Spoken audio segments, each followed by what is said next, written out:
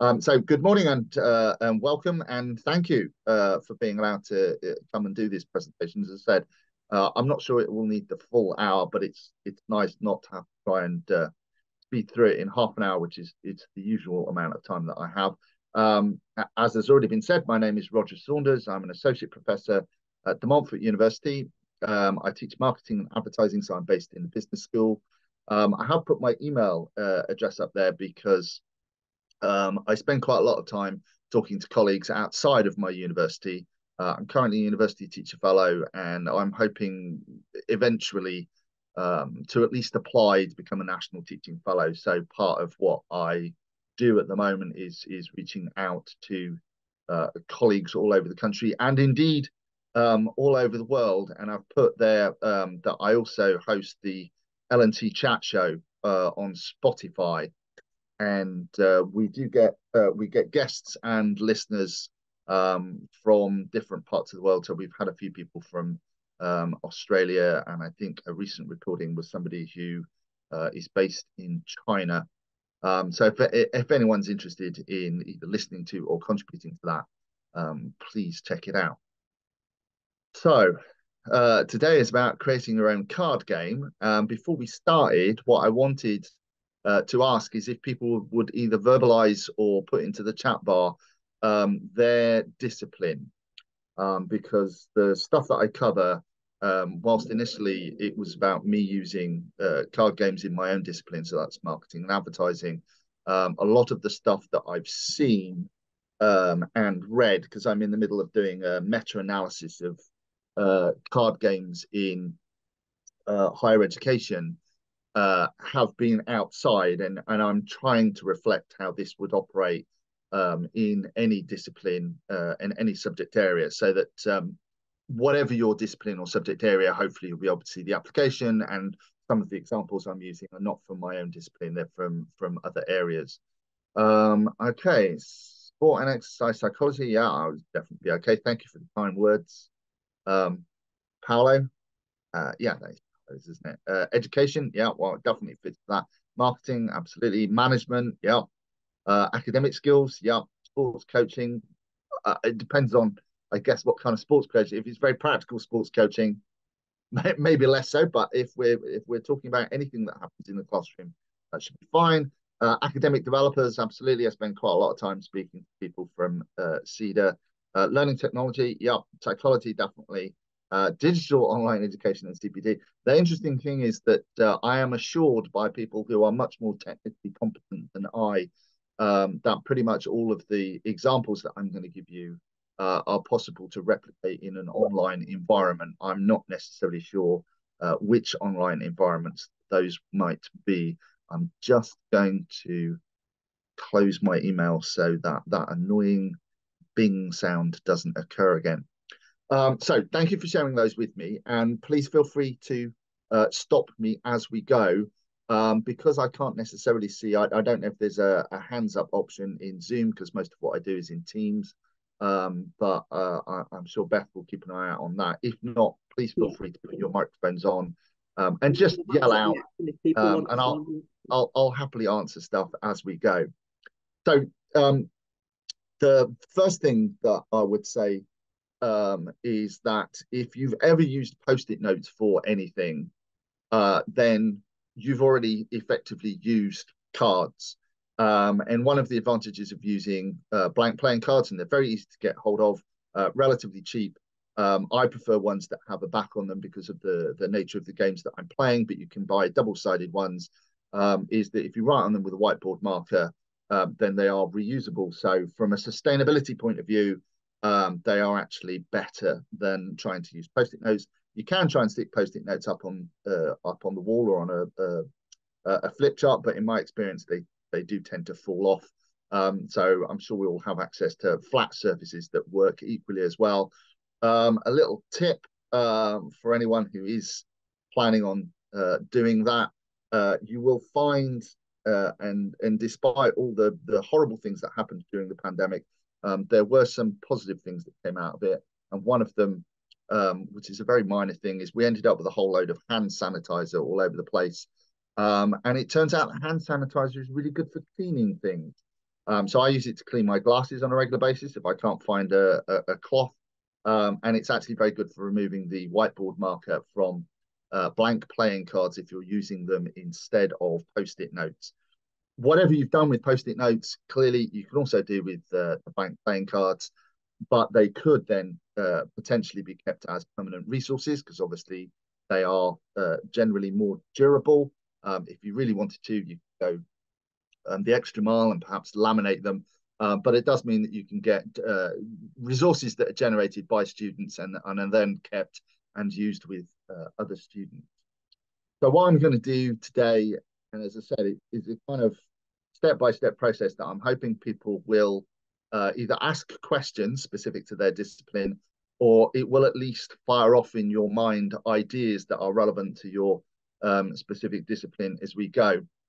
And it's going to be going from literally the idea of using single cards through to full-blown deck building games. You are correct, Beth. The card on the left does come from a game called Dixit. I'm also a board game geek, so I love board games, and many board games involve cards of some description or other. I had a colleague that I was interviewing for the podcast a while ago who teaches accounts, and she starts off her sessions by taking in a whole load of Monopoly sets. And of course, the mortgage cards in Monopoly are cards. Technically, you could create a game which played without them. The very first time, which is a couple of years ago now, I actually created a full-blown board game. It didn't work particularly well for various different reasons, but I do still use the cards that I created from that board game because in the majority of cases, they can be used away from it. The Dixit cards here can be used in a number of ways. I attended a conference many, many years ago, which was actually a series of micro teaching sessions. And as the icebreaker, the person who was running the session had a whole load of different types of postcards from all over the world, different styles. Some were very photographic, some were cartoonish, just scattered across the table. And as we came in, she asked us all to select a card that sort of meant something to us or that we liked. And then the icebreaker was really just us introducing ourselves and talking about why we'd chosen that particular card. So I use the Dixit cards, which are like this. They're just a series of bizarre and quite surreal illustrations. And I've got the students to do that activity. So they pick one of the 82 cards that's available. And then they're talking about it. And one of the things I found, and this also applies if you've ever used something like Lego as part of an icebreaker, is that if you ask people to talk about themselves, that can often be quite awkward. But if you ask people to talk about themselves by referencing some kind of external artifact, somehow that seems to be easier, and other people can recognize stuff in the artifact that that's also of interest to them.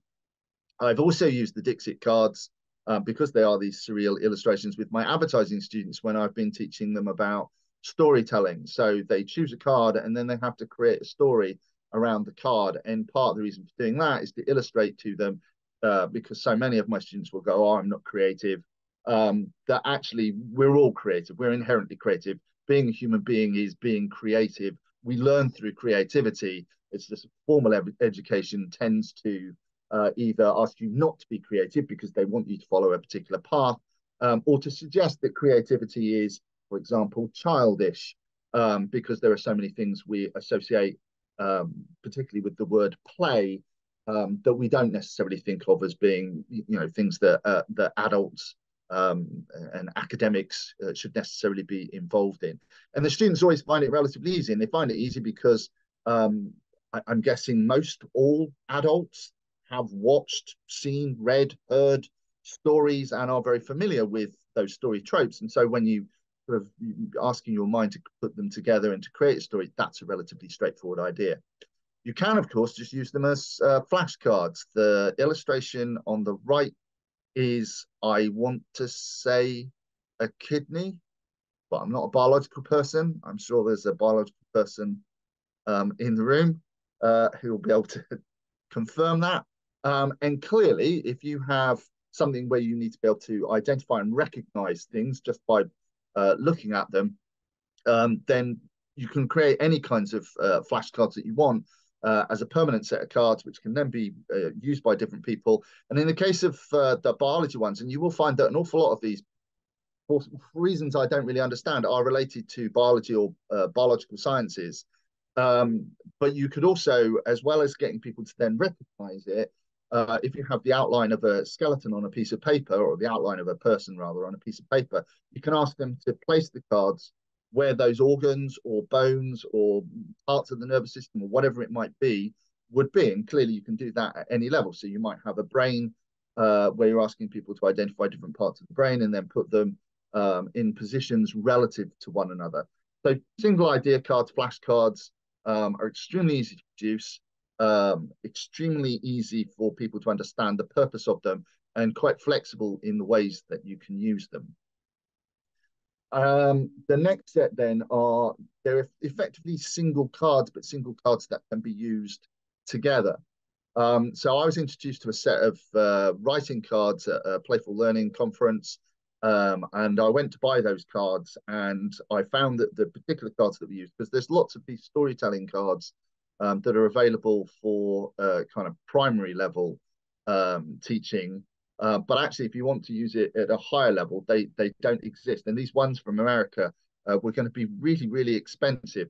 So I just created my own. And it's the same principle. You have a set of characters, you have a set of contexts or locations, and you have a set of objects, and people draw three of those together randomly. And then again, they have to create a story. And it's just another approach to the storytelling thing. So whereas the first one was visual, this one is text-based. And then in the activity that I was actually involved in, we were then asked, after we've created our own little story, to try and find a way to join the stories up. So it went to a second level. I was then talking to a colleague who deals with issues related to social work. But I've seen this in contexts that are social care related, where you might have a number of different agencies involved. So there might be healthcare staff, there might be OTs, there might be physiotherapists, there might be social workers. There might even be the police may be involved, depending on the context. But this particular one was somebody where they wanted students to be able to undertake effectively role-play case studies, so that they could get used to the idea of how you effectively look at stuff and try and work out what's going on. And then ultimately they were writing up case notes. So they had to then be able to write a report which would accurately convey the things that they'd encountered and presumably the assessments that they'd made. And in order to do this, they used a very, very similar principle, which is that they had a number of cards related to clients, a number of cards related to context, and then a number of cards which were just random things that might occur which would affect your assessment of the situation. And this was explained by this person who worked with social workers, that you had a client, you're going to go and visit the client, you've got the client's background and history. Then when you arrive at the client's, there's a context. So in this case, it might be you arrive at the client's house and it's very messy. There's lots of food all over the place. Obviously hasn't been cleaned for a while. There might be other specific things that suggest the person isn't looking after themselves. And then the random card was that there is another person in the room. They aren't introduced to you and they don't say anything, and you're not sure who they are. And it might be that there's an abusive relationship going on. And he created these sets of cards so that students could select any three cards, and they were doing this randomly. And each time you effectively created a new case study. So it wasn't the idea of creating a case and then giving that to the students. So every time you wanted to create a case, you had to create one from scratch. They were just the random cards that were available. It was a permanent resource. It meant that actually some of the students wanted to take them home and have a go at writing their case notes on their own. He produced this as an electronic version as well, so it could be used online. And I thought it was quite nice that you might recognize similar characteristics either in the individual or the setting, but the other elements would change. So you might have to modify your approach in each case. And I was quite intrigued by that, and thought perhaps that could be used for things like marketing case studies, but I haven't actually produced anything on that yet. The next one then are pairs of cards, or cards which are used in conjunction with one another. On the left-hand side are cards from a game. It was a board game. It was about branding, but it was largely just a set of cards. And you can show people a logo and you ask them to tell you the slogan, or you can show them a product and you ask them to tell you what that brand actually is, or there are sets of questions on the backs of the card. So you'll show them the brand, but then you'll ask them a question about how long has the brand existed, or is it number one in the marketplace or somewhere else, so that the students get familiar with what the brand actually represents. And in terms of pairs, again, I'm guessing most colleagues will either have done or be familiar with one of those exercises where you have two columns of things and they have to be matched. So you draw a line from one thing to another until you've linked all the pairs up. And this is exactly the same principle. Taking it a stage further, then there was a group of lecturers that I met, and they were doing something very similar. I'm not sure which bit of biology this covers, because I've never heard of Wilson disease, but what they were actually asking people to do was to match a disease. So they would select randomly a disease, and then they had a whole load of symptom cards, and they would have to choose the symptom cards that related to the disease. And then the last one there, this is actually a game which exists. I can't find a picture of the game itself, so but because of what it's based on, I've adapted this, and it is actually called Cards Against Bacteria. And again, I don't know if anyone is familiar with the idea of Cards Against Humanity, but there is a single card that's put forward, and then the players have to find cards which they think match with that in some way. And this was actually developed by a set of colleagues in terms of helping students to understand how bacteria might interact in various different contexts. And in fact, the slides, which I'm quite happy to share underneath, contain the references to the meta-analysis that I'm doing. On some of the later cards, I've got examples of the papers that have been written and the things that they refer to. So in this case, there is a link for the Cards Against Bacteria underneath. The next type of card then is resource cards. The cards on the left come from a game called Settlers of Catan. You collect a number of resources, and once you've collected those resources, they then allow you to do something. And in this particular instance, I've developed activities where students need to acquire a certain amount of business attributes, which will then allow them to create a further business. And that was actually the basis of the board game that I put together, that what they were looking for was the various different things that need to come together in order for a business to function. So it might be the various different departments: marketing, sales, accounting, management, HR, and so on. The beads on the right, I don't know again if people have played Pokemon before, but you might be familiar with the glass beads, which are both interesting, tactile, colourful, and these were used by a colleague. This isn't strictly speaking a card game, but you could play it on a big card. And it was teaching local politics and funding. And so what you had was a local authority, and you had all the things that a local authority might fund, like childcare, healthcare, lighting, libraries, and so on. And then under each space there were three circles. So there were three places where you could put something. And over the whole card, there was something like 24 different spaces. And so the students who've been talking about local authority funding and how you make decisions with regards to local authority funding were then given a number of beads. If there were 24 spaces on the card, there were only 22 beads. So the first thing they had to do was actually say, okay, well, clearly there's going to be a couple of these that we can't fully fund. Which are the things that we think that we can't fully fund? And because it was just about not fully funding, and it was only a couple of the things, the conversation started off relatively gentle. It was, opinions were shared, and it was all kind of the students working together towards a common goal. And it's an iterative game, and iteration is also an important part in pretty much any game or activity that you undertake in class. And the iteration was that every round, all he did was took away 3 more beads. You can imagine by the time you got to the 3rd or 4th round, where suddenly you were talking about the possibility of not funding something at all, the students were getting really heated because there were things that were personal to them that they were going, well, you can't not fund a library. You've got to have libraries. Libraries are great places. They offer lots of opportunities to children and adult learners and all this. Um, and they became very, very intense because of the focus that was given through this idea of removing a resource as opposed to gaining a resource in order to be able to do something. And that's always stuck with me. I'd love to find another way of applying this, but I'm guessing it works best in situations where you have to make funding decisions or budget decisions. So, if you're, I don't know, I guess if you're working in a hospital and you get a lump of money, you have to work out which unit you're actually going to spend that money on. And it's thinking about the process of how you make those decisions. Or if you work in a school, are you going to fund buildings? Are you going to fund classrooms? Are you going to fund resources? Are you going to buy in more teachers?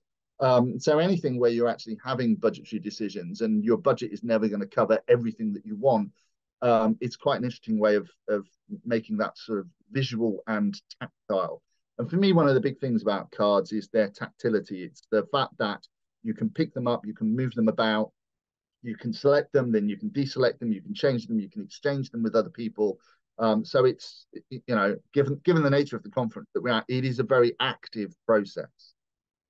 The next kinds of cards then are grouping and ranking. So I'm going to give you an example of a model, and hopefully all of you can see that there are models in your own disciplines that relate to this. So this is an activity we do in marketing. It's based around PEST.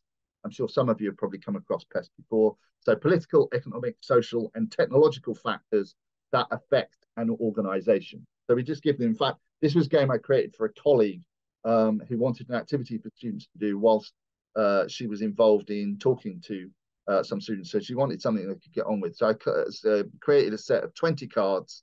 They're given out to the students, and the students, first of all, have to decide, is it a political factor? Is it an economic factor? Is it a social factor? Is it a technological factor?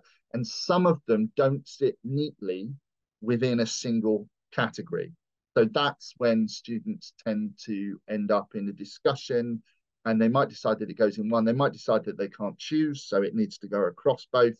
And I'm sure most people work in disciplines where there are things that fall into specific categories. So again, for no particular reason, because I did biology up to O level, which was a long, long time ago. So I have no particular interest in biology, but it always struck me that if you're trying to work out, well, is something a bacteria or a virus, or does it relate to this part of the body or that? Is it neurological or is it something else, that you might be grouping these things. And then once you've grouped them, you can attempt to rank them, and depending on certain criteria. So in this particular instance, what we said, well, you've got this list of political factors. Which one do you think is the most important or the most significant or would have the biggest impact? And I guess you're doing the same thing again when you're doing an assessment in an environment, because you might want people to prioritize certain things. So they're going to have to get used to, well, we've put them into their groups, but now actually we need to work out which are the most important, or which are the most impactful, or which are the most significant. Again, that might be a resource thing. We don't have time to look at everything. So what we need to do is look at what would be the most useful things, or the things which are going to have greatest impact. And then at the third level, for this particular game that I created for my colleague, because this could be applied to a business. So he said, okay, now we want you to say, having identified which were the most important factors in each group, we want you to say, how might your business respond to that? So I guess, again, you might be thinking from your own discipline, okay, you've sorted them into their groups, you've identified the most important, most impactful, whatever it might be. So now what would you do with that information? Does that affect how you plan an operation, or plan an undertaking or a project? Does it affect how you decide where your funding is going to go? And again, I'm hoping, I can see faces, but it's very difficult to read people. I'm hoping that people are going, oh yeah, in my discipline, yeah, we have this, I could do that, and then yeah, that would lead on to, because ultimately the purpose of me doing this, and doing this in all the different locations or settings that I'm doing it, is because I think in terms of games, playful learning, active learning, whatever you want to call it, card games are really simple, really easy. Everybody has played a card game, whether that's Uno or Pokemon or Solitaire. They're very quick to explain, very easy to learn, but they can provide lots and lots of options, including strategic ones. So in terms of strategic ones, and although this does talk about ranking again, there are four examples for this. So the top left one is any model that you have that's a hierarchy. So marketing loves its models. Marketing has loads of these, but I thought I'd choose Bloom's because as we're all involved in education, I'm guessing we've all come across Bloom.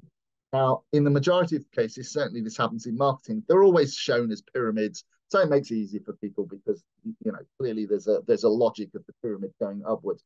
But if you just give people the various different cards, the various different levels as cards, and then just go, okay, how would you order these in terms of a taxonomy, and why would you order them in that way? Why is that a higher level activity than this one? And it just forces people, instead of it being here's the model and we're going to explain it, or here's the model, writing the various different things, there is that opportunity to move things around and have a discussion about.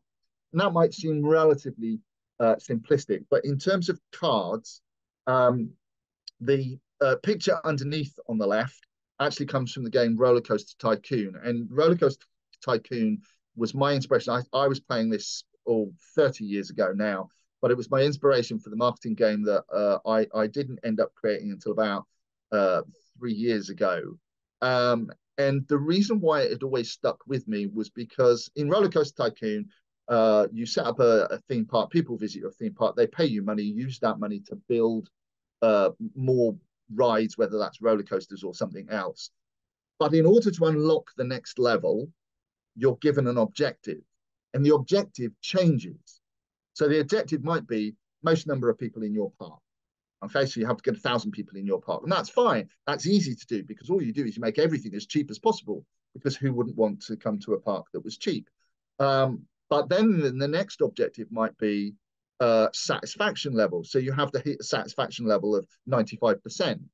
Now, if you just make everything cheap, people are wandering around, but they're creating rubbish, and there might be very, very long queues. So all of a sudden, your strategies change.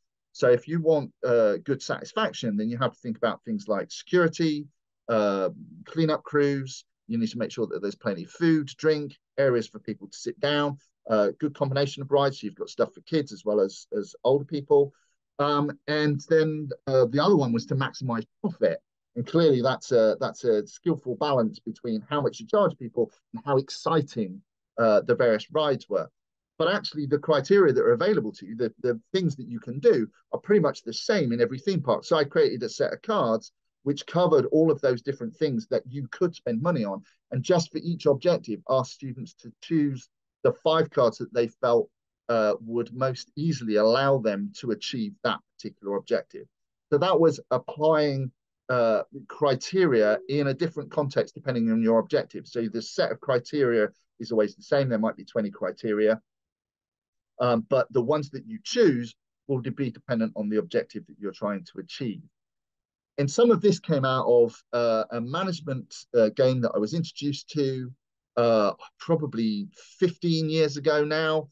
Again, it was this place that I went to, which was primarily micro teaching sessions, which we could have met live. You'd have all been playing card games by now, but sadly online isn't quite as flexible. And this particular gentleman who was from the States had actually had these made up as proper sets of cards. And again, that's relatively easy to do, relatively cheap, to be honest, now with the online facilities that we have and the advances in printing and so on. And he basically gave us a deck of cards, and it was attributes of a good manager. And you had to go through the cards, and there was a little explanation under each heading, and then choose the 5 cards that you felt represented attributes of a good manager. And then you were given a case study or a context, and you had a discussion in a small group. And at the end of the discussion, you had to decide whether or not actually the attributes that you'd chosen would actually be the best. And bearing in mind that other people might have chosen different attributes, and they would be arguing for why their attribute was more relevant in this particular context. Attributes of a good And I could run through them. I'm not going to, but attributes of a good geographer, attributes of a good microbiologist, attributes of a good researcher, attributes of a good, every single subject that you teach is going to lead people into a situation in which we recognize that there are some attributes which are useful to have if you're trying to be good at a particular thing. Those attributes might change depending on the context, and that can often be the interesting thing to think about. When are some attributes good, but other attributes are better in a different context? And then the last example on the right-hand side, and again, this is a real one. This comes from the Times Education Supplement Resource Centre, but I've seen huge variations on this. If any of you are familiar with, because you've played, or maybe you have children who still play it, because they're still available. I was quite surprised to find they're still available. Top Trumps. Again, you have sets of things which are all related to one another, and then you can measure them by a set of criteria. Normally, it's 4 or 5 different criteria, and this was one of the games that was produced. Again, I'm not a medical person, so I don't know how well this would work, but it was Molecules of Life Top Trumps. So this is a real resource that exists on a platform that was created by educationalists in order to introduce students to a particular idea through the process of playing the game.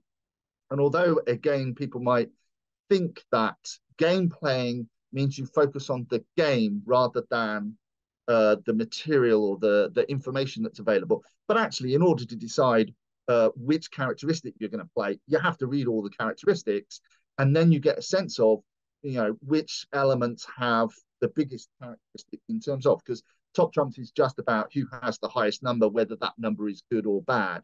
And in this case, it was to do with molecules and how the molecules go together. So it might be, I don't know, atomic weight or number of electrons or and so on. And I'm guessing again that the vast majority of you work in environments where understanding the difference between elements or characteristics that exist within your discipline, it might be useful to create a set of Top Trumps just because it's a really good, quick, fast, easy way to introduce people to the range of characteristics or objects or elements that are available, but also how they differentiate from one another.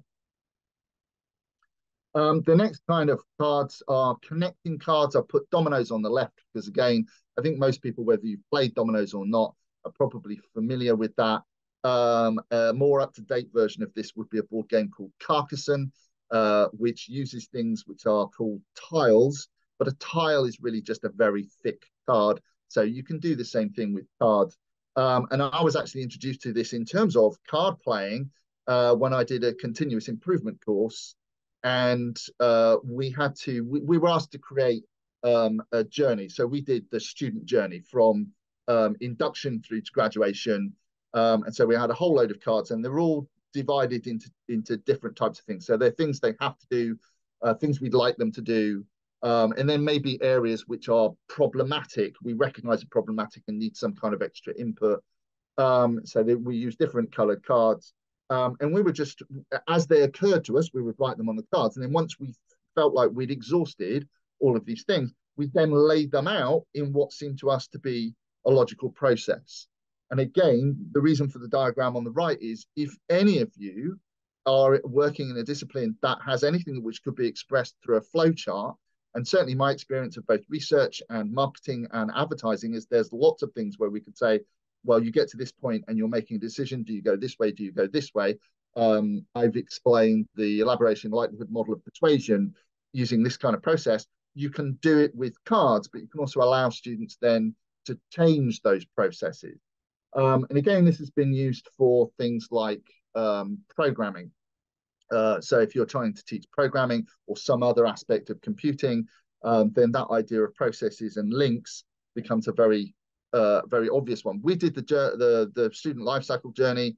I'm sure that there are processes that you can talk about, whether they're institutional, so if you're working in a hospital or a factory, or whether they are individual ones. So they're the process that a person goes through from their point of entry to their point of leaving or their point of achieving whatever it is that they're setting out to achieve. If any of you have ever played gin or gin rummy or bridge or whist or any of the myriad variations there are of that, where you're collecting cards in sets. So either um, cards with the same number, so you've got 4 9s at the bottom, or cards in a run of the same suit, so 3 4 5 6. This is probably the most widely used in higher education teaching, not least because there's lots of things that you can actually teach using just a set of playing cards. Or in fact, in the case of some of these, they use multiple sets of playing cards put together. One I was reading recently, which I don't think I've included on these slides, was actually about teaching evolution. And it was the likelihood of male and female parts in plants coming together in order to create a new version or a new species or something which carried through the kind of characteristics that would be useful for it in the future. And it was literally just using sets of cards. I think there was 11 packs that were put together in that case, and they had taken some of the cards out. I did this for my students because the cards on the left, which came from the board game, were about collecting. So we have something called the marketing mix, which is, well, at its simplest level, price, product, place, promotion. So you need to find a price, product, place, and promotion that will fit with one another. So if you've got a premium product, you're looking at a premium price. If you've got an economy product, you're looking at economy price, and so on through those other areas. And once you collected those 4 things, it then allowed you to establish a business, which meant that you then had an income. But the cards, this idea of collecting things in sets or runs has been used for all of the things that appear on the right. And as I said, I'm only sort of a little way through my meta-analysis. So cardiology and infectious diseases, protein purification, I have no idea what that is, but I'm hoping someone does. Nutrition and digestion, as I said, for some really bizarre reason, a lot of the examples that are in the literature are related to biology or biological disciplines. I'm sure they fit in with, with all the other things that we mentioned here, public health, geography, psychology, and so on. And then the last version is the deck building games. And the thing about deck building is there is an inherent complexity in this, but it can be overcome. And in fact, this relates to any game design because you cannot copyright the mechanics of a game. You can copyright everything else about it, the visual images, the things that you call things, the packaging, everything else, but the mechanics you can't, which is why you get knockoff versions of Connect 4 or Jenga, or because those mechanics are available to everybody. And again, the same apply with all card games. So when you're looking at deck building, probably the best thing to do is to think about a card game that you enjoy that seems to work quite well, but you think you could convert. So I'm very lucky. I have my eldest stepdaughter is also a big card and board game fanatic, and we play loads and loads of different card games and board games. And part of my brain is always going, oh, I wonder if I could adapt this. We played a game called Hero Realms, which is a kind of swords and sorcery type game. It's, it does what it says on the tin.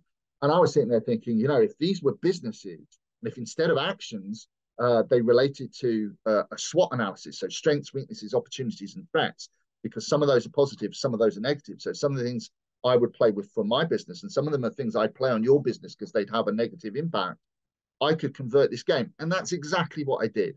I simplified some of the rules, but I created a 120 card game. I completed 4 sets of this and got students to play with it. And the only thing that I realized after the event is that students don't really like to read. So next time, instead of writing a set of rules, I'm going to record a short video where I play them through a hand, because I think that will be easier for them to understand. But once they get the basic principles, it's a very easy game to play, but it gets them to start thinking about specifically what strengths, weaknesses, opportunities, and threats might affect different businesses. And ultimately, it's also competitive, although I recognize that not all students are competitive. So I'm also working on a collaborative game at the moment, which kind of uses some of the ideas from Risk and some of the ideas from Pandemic. So it'll be about international marketing and I pick up resources all the time. I find something and I think, oh, that looks really interesting. I'm sure I could use that. And that's how I ended up creating a game on segmentation by using a whole load of buttons. But that's another story.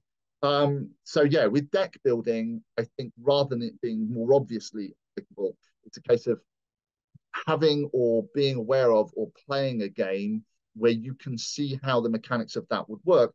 And in essence, that's what the people did who created the bacteria version of Cards Against Humanity. They saw how this single card that you then had to match other cards with could be used in a different context, and they created their version of the game from there. And I think that's me done. So I'm going to stop sharing. As I said, I'm very happy to share my slides if anybody thinks that they would be of use or they want to have a look back over them. Or as I said, there are references, in some case links to the material that I've referenced on the slide underneath. And if anyone has questions that they would like to ask away from here, or is thinking of creating a card game, or doesn't know where to start, or would even like some help in physically, practically creating at least the first version of the card game, then please get in contact with me, because that is part of what I am trying to do. Hi, Nikki. Yeah. Hi, yeah, so thank you for that. That was really, really interesting. Luckily, we share the same discipline, so lots of your examples I could relate to very well. I just wanted to ask, so I teach very big groups of students in classes. Can you talk a bit more about how you practically kind of run these games, whether you run some of them in groups, so the students play the games with each other in small groups, or whether they actually work in a whole class environment, because some of them I can see just wouldn't really work in a group of kind of 40 students. So can you give a couple of examples of how you actually physically run them? Yeah, I can. I mean, I am very lucky in that the vast majority of the groups that I teach are quite small. So I predicated my original idea on never having more than 32 students in a class. So it would be large seminar size as opposed to lecture size. Uh, I personally haven't run a card game with a large group in a lecture theatre, but when I went on the advanced HE course, they had. They'd actually been with a very, very big class of students who'd come together to look at STEM subjects. And what they actually did was got the students together in groups, and the students created their own card. So they created a card that was a little bit like a Pokemon card. And then what they had was a battle, but the sort of powers that they were giving to them were things like bioluminescence, and they had to go and research what that was, what effect it would have, and they had both an attacking and a defending thing that they had to create. But it all came out of stuff that is actually in nature. So they were essentially researching nature in order to make a card. But so the card was the fun part, but it forced them to have to look at stuff that they might otherwise not have been inclined to look at or done half-heartedly, because they could kind of see a fun endpoint to it. It can be done in large groups if you create individual cards with groups of students. So anything where you were using individual cards that could then be spread out, and then people could go and select other cards. But you're right, it is more difficult. The other way around it is to do something called an arcade classroom. So in an arcade classroom, you don't rely on all the students doing the same thing at the same time. And I participated in an arcade classroom not so long ago, and there were 4 different activities. And what happened was that the students, and I personally, I always think it's best, big or small classrooms, to get students to work together, because some of the learning process comes from the fact that you've got different people's views and different people's knowledge and experience and understanding, and they're mixing those together. And in fact, when I was involved in the micro teaching session of the management cards, the first thing that the gentleman who was with us did was demonstrated that a group is always stronger than the strongest individual within the group. which was quite interesting, I thought at the time. So in the arcade classroom, there will be a number of different activities, but students would have to work together in order to solve something. And once they'd solved something or performed something or done something, they would then move on to the next table. The issue, I guess, is the fact you've got to have multiple sets of things. So everything I produce, usually there would be 4 players, and I produce 4 sets, so that's 16. But actually, for each player, if you have players in pairs, then they can either each take it in turns, or one of the other things that's quite useful if you've got more than one activity taking place in a room is to have half the students observing students playing the game, and then they go and play the game. I mentioned this thing of iteration earlier, and in fact, what was missing from the slides here, and I've just remembered because they were actually attached to the bigger presentation I do about game playing and activities, is for anything like this, if you're going to use it, it's really important to prime students as to why you're doing it and what the outcomes will be, so they can see a direct connection and it's not just you're having fun. The second thing is iteration. So I, along with a group of colleagues, played with stickle bricks once. This was as part of that continuous improvement activity. And you might have thought, a bunch of academics playing with a preschool toy would not work at all. But it did, because we were well primed and it was iterative. So we did it. We didn't do it well. We discussed why we hadn't done it well. So we were reflecting on it. And then we got to do it again. So this time we could do it better. And I think that's one of the other things, that if you have observers, then when it's the observer's chance to play it, they've already seen some of the things that happen, and they can modify their strategies according to what some of the issues were. So it's possible to expand it out, but you're right. In a large, if you were talking about a lecture theatre of 100+ students, it is possible, but more difficult, and you'd have to think quite carefully about the nature of what it was that was being undertaken. Thank you. You're welcome. Any other questions? This is a bit like the usual impact I have on my students, where they're all struck dumb after I've finished. So I guess if you were designing a card game, you would sort of start with what you wanted them to learn, and then develop questions that you wanted them to, yeah, sort of issues that you wanted them to be thinking about in relation to what you wanted them to learn. So I'm so interested in the process of creating the card game. How do you go through from? The majority of the card games that I've created from scratch, I did the deck building game was because I was literally playing this game thinking, oh, I could make a card game out of this. It would very easily transfer over, because there's also this stuff about you spend money and it has an impact. So in my case, instead of gold coins, it was dollars, and the impact was share price. So the share price went up or down. But that's exactly the same as counting points in any game. With the others, most of them were activities that we already did, but we did it in quite a passive way. So, for example, the pest analysis, I might have a PowerPoint where I'd go, right, I'm going to come up with a thing on the board, and I want you to tell me, where does this thing sit?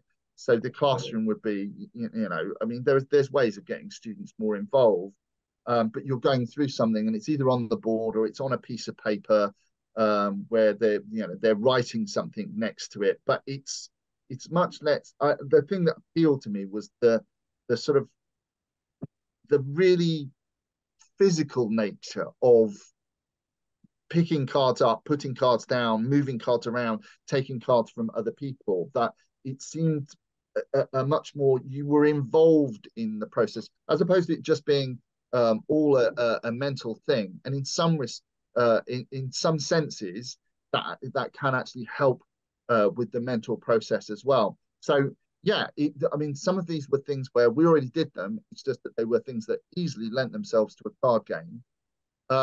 Or they were things where students maybe, this is from the stuff that I've read, where students were maybe struggling to understand something, but putting it into a card game gave a bit more flexibility in terms of how things were introduced to them. I mean, a very simplistic level, you could tell me, not necessarily here, but, well, my students study this particular topic, it involves these particular things, this is what I want them to get out of it. How could I create a card game?